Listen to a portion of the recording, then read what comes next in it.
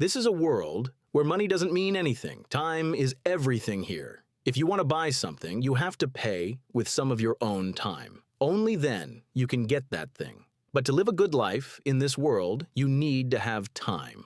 Because when a person turns 25, a one-year countdown starts ticking on their arm. The moment it hits 0, that person's life is over. The rich have so much time that they could live for 1,000 years. The rich had created a whole different world for themselves where they were living a peaceful life, but on the other side, the poor folks in Ghetto City were hustling day and night just to scrape together some time for themselves.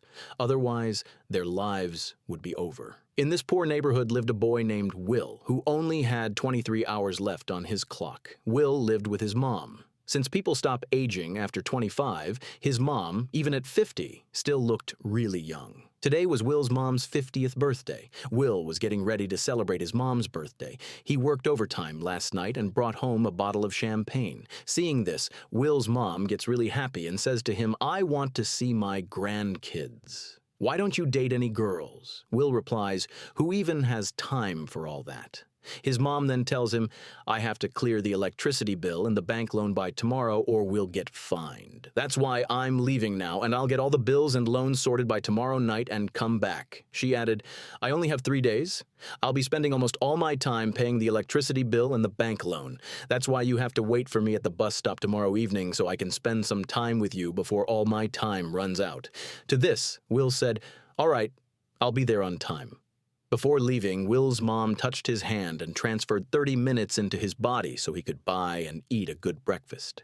After that, they both went off to their own tasks. On the way, a little girl came up to Will and gave him a capsule, asking him for a bit of time. Will smiles and gives that little girl 5 minutes of his life stored in a capsule, and she leaves. Here, we learn that these people can store their time in capsules, which they can use or transfer anytime. After that, Will heads to the factory for work. Before starting, he goes to get coffee. But there, he sees that the price of everything has doubled. Where coffee used to cost 2 minutes, now it's doubled to 4 minutes. Here, the prices get hiked up without any announcement. This really annoys Will. Out of frustration, Will spent 4 minutes of his life on coffee and got back to work. After a whole day's work, at night, Will goes to a bar with his friend. Will's friend was a total drunkard. He was always wasted. His friend signals to Will that this guy is buying drinks for everyone for free and has a lot of time to kill. When Will looked over, he saw that the guy was surrounded by girls from all sides. Will noticed the guy's watch and saw he had 116 years left. Seeing this, Will realized the guy must be from Greenwich City because in Ghetto City, people only have a maximum of 2 days left. Will approached him and started warning, "You don't belong here. This place is dangerous. Thieves will kill you and steal your time. You need to get out of here fast." But the guy didn't take Will seriously. He just ignored him and went back to drinking. Just then, in the bar, a gangster named Fortis showed up with his crew, and as soon as people saw them, everyone ran outside. These guys were actually the biggest thugs in the city who forcibly steal people's time. Will's friend tried to grab him and take him away, but Will refused to go and hid in a corner to watch everything. Fortis had come to snatch all the time from that rich guy. Fortis challenged the rich man to an arm wrestling match. Whoever lost would have to give all their time to the winner. This time, fight was just like arm wrestling between two people. You had to hold the wrist. Whichever person's wrist was down, their time would start decreasing, and that time would transfer to the person whose wrist was up. The winner would store all that time from the other person in their body and use it to defeat them. Fortis asks the guy, "Are you ready for this?" The rich guy replies, "I've had way too much to drink, so I need some time. After that, I'm ready for your challenge." Fortis says, "All right, this is your last wish. Go ahead. I'll give you a few minutes to get ready." Fortis sends one of his guys along to make sure he doesn't run away. In the bathroom, the man began vomiting badly because he was way too high. So if he tried to fight Fortis in that state, he was definitely going to lose. Just then, Will shows up. He takes out Fortis's guy, rescues the rich guy, and gets him out of there to a safe place. Will tells the rich guy, "I told you, your life was in danger. Why are you deliberately wasting your time?" That man tells Will his name is Henry. and asks him how old he is. Will says he's 28. Henry says, "I'm 105 years old and I'm tired of life now. I've enjoyed everything life has to offer and I don't need it anymore. I don't want to live." Hearing this, Will asks in surprise, "What exactly do you mean?" Henry replies, "I guess you still haven't realized the truth. Have you ever thought about how different times in this world? Why were time zones created? Why do prices and taxes keep going up randomly in your time zone? The truth is, inflation is deliberately increased so that poor people keep struggling and dying, while the rich in the Greenwich time zone keep benefiting from it. This whole system was made by them. Just think about it. People in the Greenwich time zone have thousands of years to live comfortably, but here, in your time zones, you have to work hard every day just to survive. That's because they've forced you into this. People don't want to give you much time so that you're forced to keep working for them. They raise prices to make you spend as much time as possible so they can live a lifetime off your time. They've built their whole lives on the deaths of poor people, and I absolutely don't want to live a life that comes at the cost of some helpless poor person's death." Hearing all this, Will realized that Henry was a really kind-hearted person. Henry then asked Will, "If you had as much time as I do, then what would you do?" Will smiled and said that first of all, I stopped checking the time over and over because even then, Will only has 18 hours. He keeps looking at his watch all the time, before sleeping, after sleeping, while eating, because he's scared his time might run out and he could die. Will says his mom works really hard to take care of the house. "If I had as much time as you do, I'd buy a nice house for my mom in Greenwich City, and we'd live happily there together." After that, Will told Henry, "We have to stay here tonight. The danger will pass by morning. Then you can head back home." After saying this, the two of them fell asleep. When Henry woke up in the morning, he saw that Will was still sleeping. He went over to Will and transferred all the time he had to him, keeping only a few minutes for himself. Then he went and sat on a bridge. When Will finally woke up, he saw that Henry was gone. As usual, after waking up, Will checked his watch. To his surprise, 116 years had been added to his watch. His eyes went wide open in shock. He thought he was still dreaming. Just then, Will noticed the window with a sign that said, "Don't waste my time." He realized Henry had given him all his time. Suddenly, Will saw Henry sitting alone by a bridge in the distance. Will ran towards him, but it was too late. Henry only had a few seconds left. Moments later, Henry suddenly collapsed and fell into the water below the bridge. Will was deeply affected by Henry's death. Now, Will had 116 years to live, and he realized that if he stayed here, people would think he was the one who killed Henry. So Will quickly goes to his friend. His friend is shocked seeing so much time in Will's hands. After that, Will gives his friend 10 years of time as a gesture of their friendship. Seeing this, Will's friend thanks him sincerely.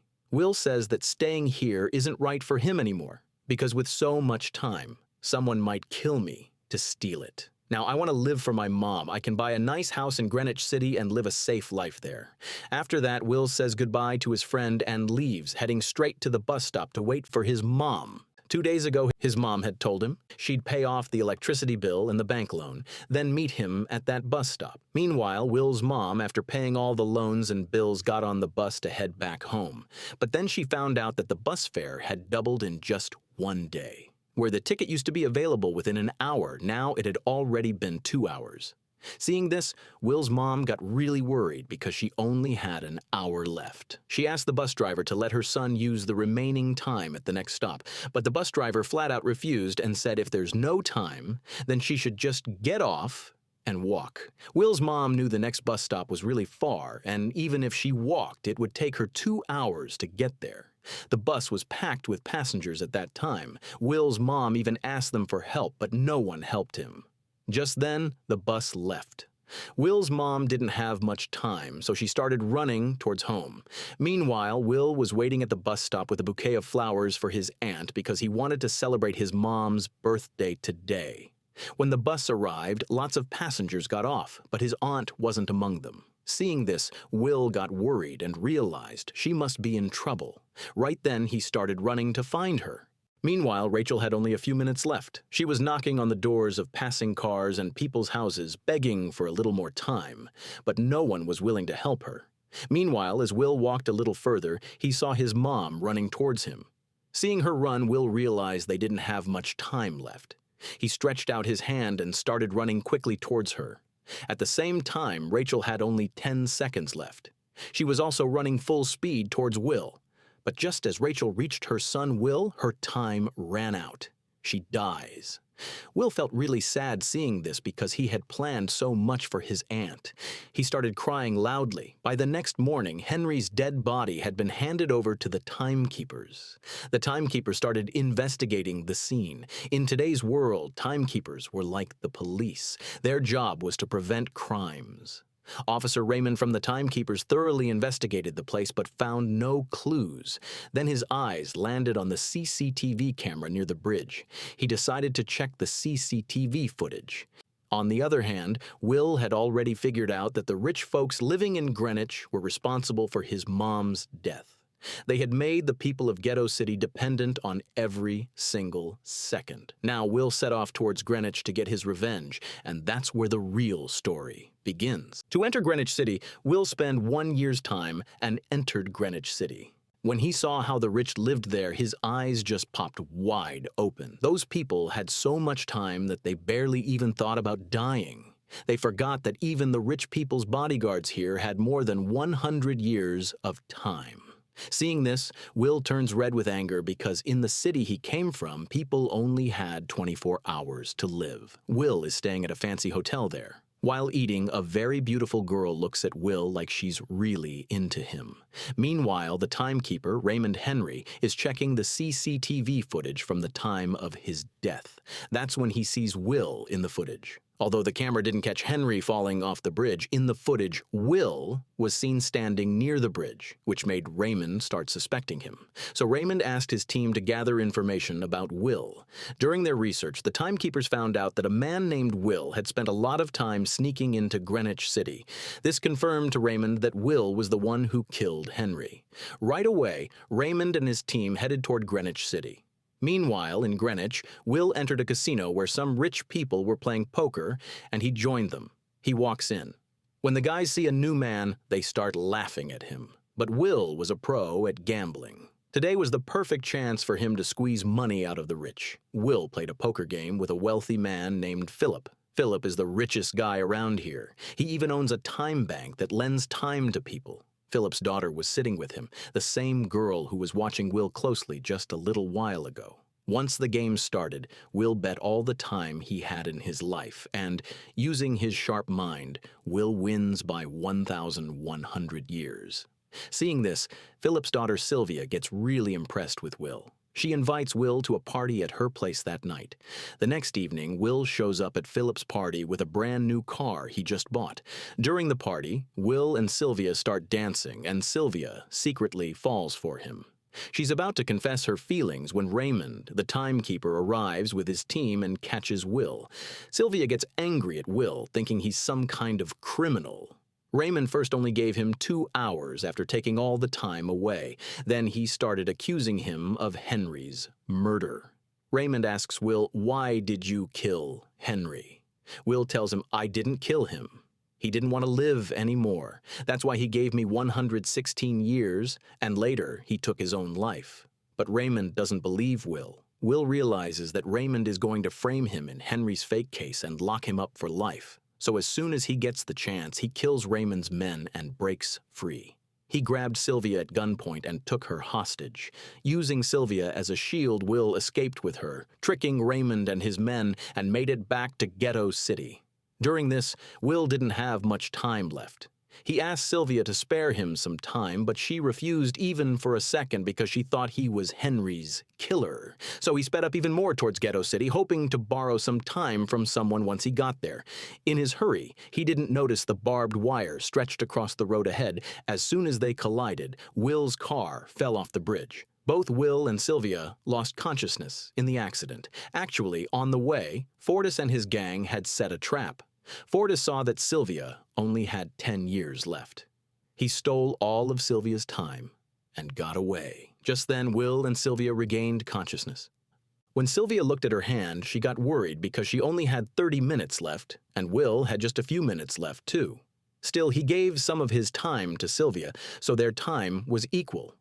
After that, Will quickly goes to his friend's house, the one he had spent 10 years with. When his friend's wife opened the door and saw Will, she angrily said, "Those 10 years you gave took my husband's life. He wasted all his time drinking, and that's what killed him." Hearing this, Will felt really down. But neither of them had much time left now. If they didn't act fast, their deaths were certain too. Then Will noticed the diamond earring Sylvia was wearing. Selling it, Will and Sylvia could get 2 days. After that, Will came to the phone booth with Sylvia. He called Sylvia's dad, Philip, and told him his daughter was safe and sound. Raymond was there with Philip at the time, and Will knew Raymond was there too. Will asked for 10,000 years in exchange for letting Sylvia go and said to distribute that time to the poor through the time bank. He gave a deadline till tomorrow morning. Although that amount meant nothing to Philip, he didn't want to give any time to the poor no matter what. Meanwhile, Will brought Sylvia home and they waited for morning together. During this time, Sylvia asked Will where his family was. Will told her that his mom had passed away just last night because she didn't get the time she needed. Hearing this, Sylvia felt really bad and realized that poor people live every moment fearing death. They have to work so hard just to earn a little time each day. The next morning, as soon as the bank opened, Will and Sylvia started watching the bank from the window. But the bank didn't give out time to the poor. Sylvia felt really down when she realized that, in the end, her father didn't even value his own daughter against time. Now she understood that her dad wasn't just a businessman. He was the head of this whole system. He was literally banking his life on the deaths of poor people. Seeing Sylvia so upset, Will decided to send her back home. He took her to a phone booth and called his dad to ask for help for her. Meanwhile, Will also gave Sylvia a weapon so she could protect herself. Meanwhile, Sylvia was talking to her father on the phone. Just then, the timekeeper Raymond sneaked up and pointed a gun at Will. Raymond was about to shoot when Sylvia spotted him and, in a panic, fired at Raymond. Seeing this, Will rushed over to Raymond. The bullet grazed Raymond's hand, and he was bleeding heavily. Will checked Raymond's watch. He only had 2 hours left. You see, timekeepers only get paid with 1 day of time each day. Will realized that by the time Raymond's team got there, Raymond would have bled to death. So Will gave Raymond 2 hours and then took Raymond's car and left. After shooting Raymond, Sylvia was now also on the crime list. Although Will told Sylvia she could still get out of all this, Sylvia's life in Greenwich felt like a bird trapped in a cage. Her father, Philip, had put a lot of restrictions on her. But being here, she felt a sense of freedom, because here she was, in control of her own life. And Sylvia understood that people were being treated unfairly here. She was now helping the poor get their rightful share alongside Will. Will and Sylvia teamed up to start robbing the rich. Since Sylvia knew every nook and cranny of Greenwich City, they came up with a plan to steal time capsules from banks in Greenwich City and distribute them among the poor. Sylvia first raided several banks owned by her father, Philip, because he had collected all that time from the deaths of the poor. They packed all the time capsules from the vault into a bag, left the place, and started handing them out to the poor. After such a massive heist, the government was fed up with them. Therefore, the government placed a 10-year bounty on their heads. As soon as the news broke, the gangster Fortis started hunting them down like dogs. But Will and Sylvia kept changing their hideout every day, so no one could catch them. They were hiding out in a hotel. They weren't short on time, so they ended up booking the entire hotel. Fortis showed up outside that hotel looking for them. He grabbed a few people there and started questioning them about Will and Sylvia, but those guys owed Sylvia and Will a great debt of gratitude, so they were ready to die, but not to reveal Will and Sylvia's location. However, when Fortis pressured them too much, one of them, scared for his life, ended up telling Fortis about the hotel where Will and Sylvia were hiding. After that, Fortis immediately went there with his gang and caught them both. Now, there was no way for Will and Sylvia to escape. Fortis sat Will down at a table and challenged him to a time fight. Will realized that if he refused the challenge, Fortis's gang would kill him. So why not test his luck today? Fortis and Will grabbed each other's wrists, and the deadly game began. Fortis was a skilled player. Right from the start, he pushed Will's hand down, causing Will's time to rapidly transfer to Fortis. But Will wasn't even trying hard, like he was deliberately losing. Then, when Will had only 3 to 4 seconds of his life left, he suddenly showed his strength, and with one swift move brought Fortis's hand down. Fortis's eyes went wide open in shock. He was trying with all his strength to raise his hand, but he was no match for Will's power. Seeing this, Fortis's men's attention got stuck on Fortis's watch. Their boss was about to die. Seizing the moment, Will pulled out a gun from his shoe and, in the blink of an eye, shot all of Fortis's men because if he hadn't, they would have killed him. With that, Fortis's time ran out and he was killed too. Will and Sylvia quickly ran away from there. Meanwhile, they saw that the rich had completely turned the game around. All the time Will and Sylvia had given to the poor was now worthless because the rich had drastically increased the inflation rate. Seeing this, Will started feeling defeated and thought that he would never be able to get the poor their rights.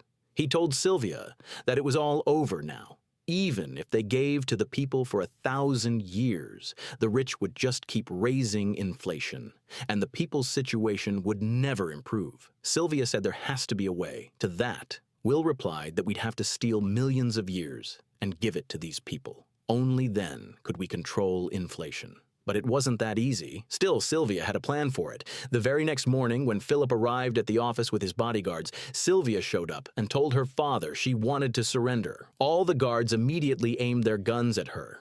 But just then, Will appeared from hiding in the guard's base at the back. He put a gun to Philip's head and, through him, got access to the locker. He got the door opened. Will and Sylvia stole a time capsule from Philip's locker that contained 1 million years of time.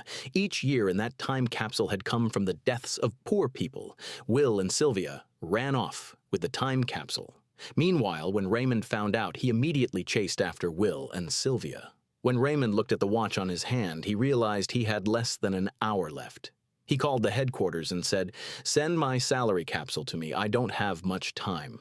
But before he could transfer the time from the capsule to his body, he spotted Will's car and set off after them without transferring the time from the capsule to his own body.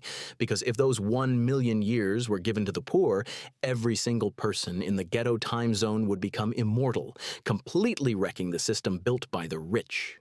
Raymond gave it his all to catch Will and Sylvia, but he couldn't stop them. Will and Sylvia outsmarted Raymond, made it to Ghetto City, and handed the time capsule to a little girl. They knew Raymond would come after them, so they left that place and moved to a deserted spot. There they had distributed millions of years among the people of Ghetto City, making them immortal. But both of them had very little time left themselves.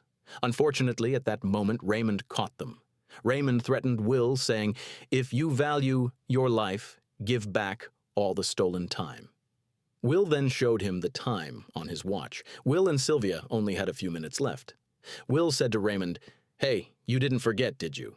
Remember when you were about to die? I lent you some time. You should be paying me back now." Hearing this, Raymond suddenly remembered that in his rush to catch Will and Sylvia, he hadn't kept track of his own time.